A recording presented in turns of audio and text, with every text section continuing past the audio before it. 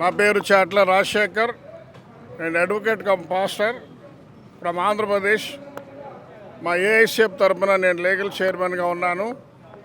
ఈరోజు ఇక్కడ ఇందిరా పార్క్లో జరుగుతున్న ఈ ఉద్యమానికి నేను కూడా వచ్చి హాజరవ్వటం జరిగింది. మా నాయకులు చెప్పినట్లుగా మా ఒక ఉద్దేశం ఏంటంటే, ఇటీవల సుప్రీంకోర్టులో ఒక ఆర్డర్ వచ్చింది. ఆంధ్రప్రదేశ్కి చెందిన ఒక పాస్టర్ గారు ఎస్సీ అట్రాసిటీ యాక్ట్ మీద కేసు పెట్టినప్పుడు ప్రెసిడెన్షియల్ ఆర్డర్ ప్రకారం నీకు ఇది చెల్లదు అని కోర్టు తీర్పు ఇవ్వడం జరిగింది. అక్కడ మా రిక్వెస్ట్ ఏంటంటే, 9 కోట్ల మంది మాలమాదిగలు ఉన్నారు తెలుగు రాష్ట్రాల్లో. అక్కడ ఆయన పాస్టర్ అయినంత మాత్రాన కులం మారలేదు. ఆయన్ని మాదిగ నా కొడక అని ఒక శూద్ర కులం ఆయన దూషించాడు ఆయన్ని. ఇది తప్పు అని కోర్టుకు వెళ్ళాడు. ఈ ప్రెసిడెన్షియల్ ఆర్డర్ ఉండటం వల్ల నీకు చెల్లదు అన్నారు.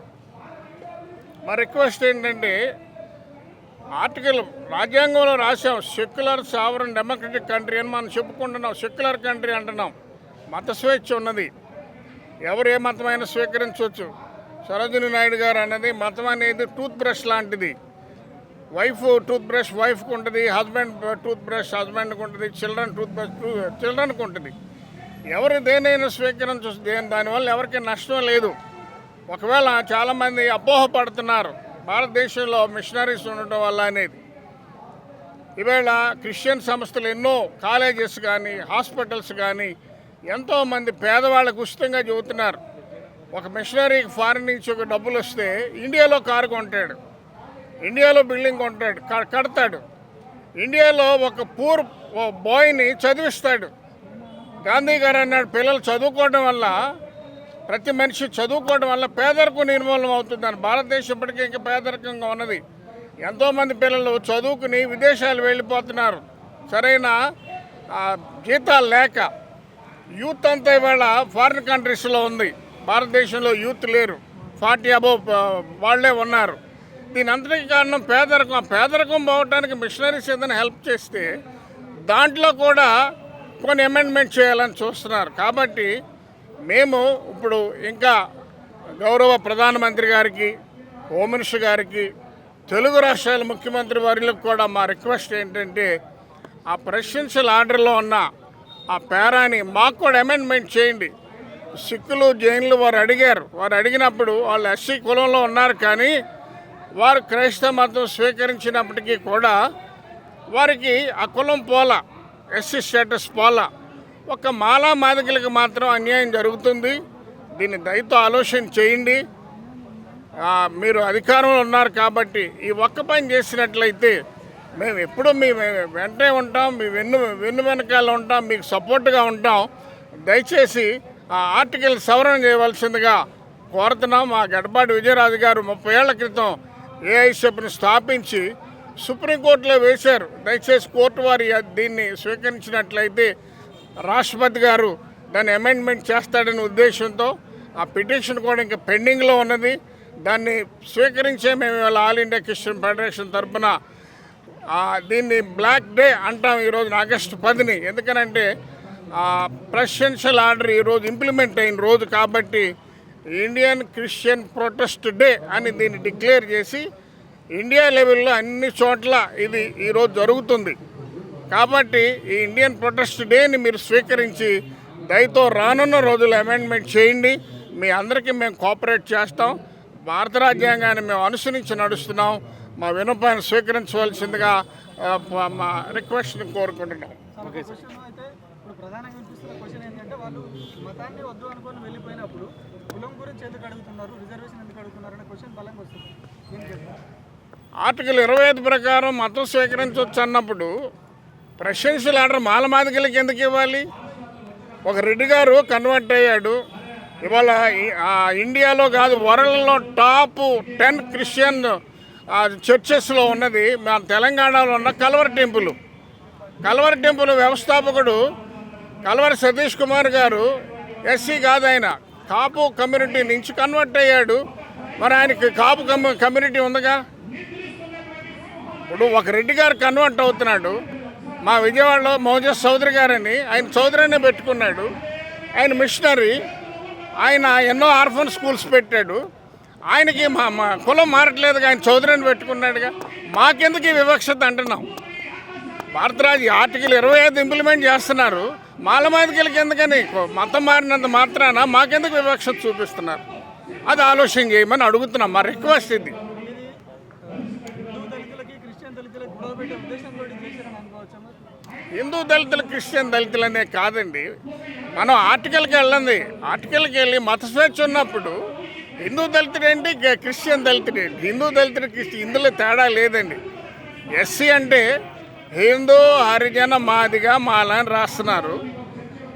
హిందూ హరిజన మాల చర్చికి వెళ్తే ఆ హిందూ హరిజన మాల మాదిగా ఆ సర్టిఫికేట్ రద్దు చేసి ఇండియన్ క్రిస్టియన్ మాదిగా మాలాని ఇస్తున్నారు. ఎందుకు ఈ వివక్షత అంటున్నాం?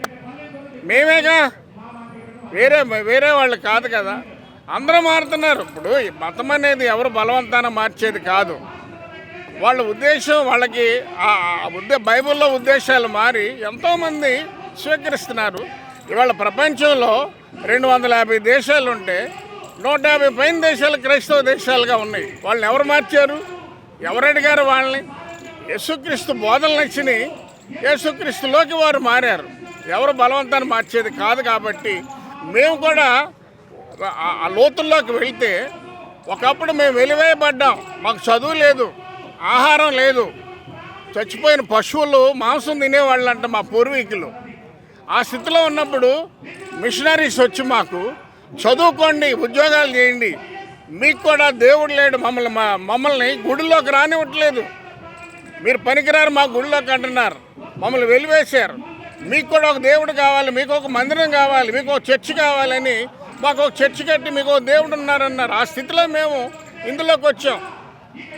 ఇవాళ మా మందాకృష్ణ గారు అంటున్నారు, మీరు విన్నారో లేదో, ఆవేళ మమ్మల్ని గుడిలోకి రానివ్వాల, ఈవేళ మేము ఒక గుడి కట్టుకుంటే అందులోకి వెళ్ళొద్దు అంటున్నారు. మీరు ఇది ఎంతవరకు కరెక్ట్ అని మేము ప్రశ్నిస్తున్నాం. ఆవేళ మమ్మల్ని గుడిలోకి రానివ్వాల, వెలివేశారు. ఈవేళ మేము గుడి కట్టుకుని మాకు దేవుడు ఉన్నాడంటే అంటాకి ఇల్లేదు, మీకు రిజర్వేషన్లు తీసేస్తున్నాం అంటున్నాం. మేము పేదవాళ్ళం కాబట్టి రిజర్వేషన్ ఇచ్చారండి. మాకు ఎందుకు ఇచ్చారు రిజర్వేషన్ చెప్పండి? పేదవాళ్ళం మేము. మాకు చదువుకుంటేనే భుక్తి. మాకు పొలాలు లేవు, స్థలాలు లేవు, ఏమీ లేవు. బడుగు బలహీన వర్గాలం. పాకేవాళ్ళం మేమే. చచ్చిపోయిన శవాన్ని కాల్చేది మేమే. అంతకుమించి మాకు లేదు.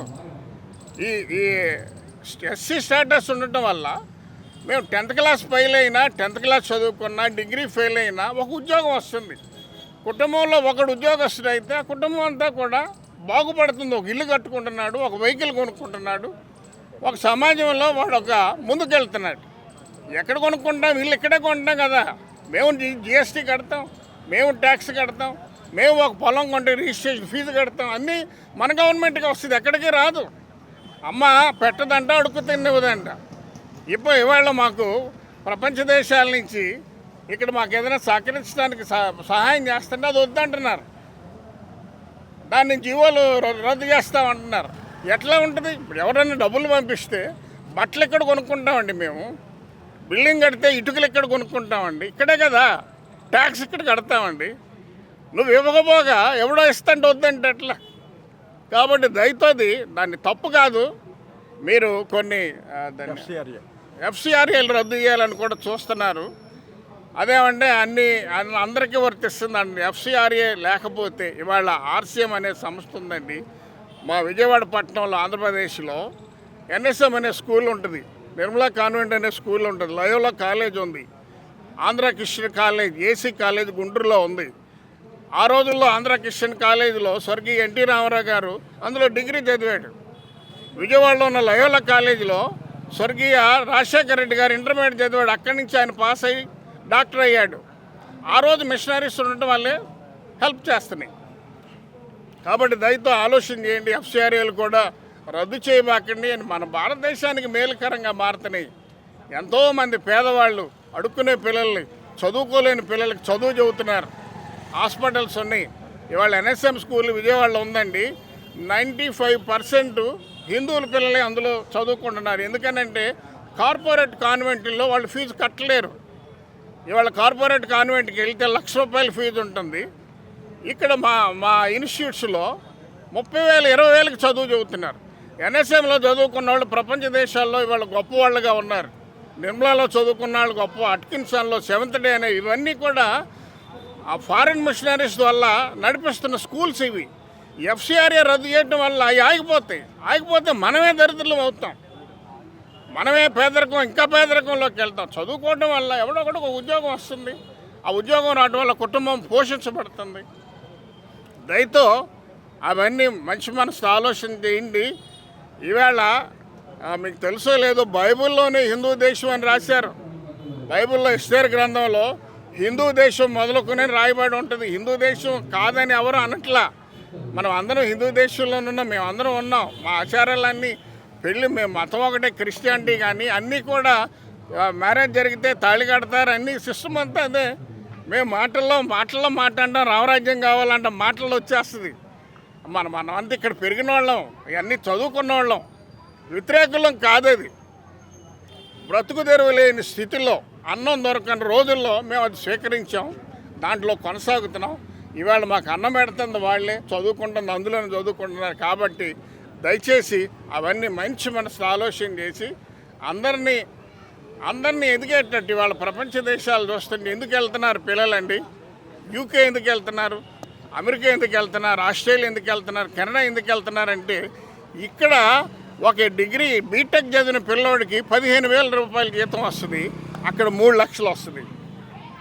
ఎందుకు వస్తుందంటే ధనిక దేశాలు అయినాయి, మనం పేద దేశం కాబట్టి మనకి ఇండస్ట్రీస్ లేవు, ఫ్యాక్టరీస్ లేవు. ఒక చదువుకున్న పిల్లోడికి ఉపాధి లేదు ఇక్కడ. దయచేసి భారతదేశంలో ఉన్న ప్రభుత్వాలన్నీ కూడా చదువుకున్న పిల్లోడికి ఉపాధి కల్పించడానికి ఆలోచన చేయండి. వాడు ఎట్లా గొప్పవాడు అవ్వాలన్న చూడండి.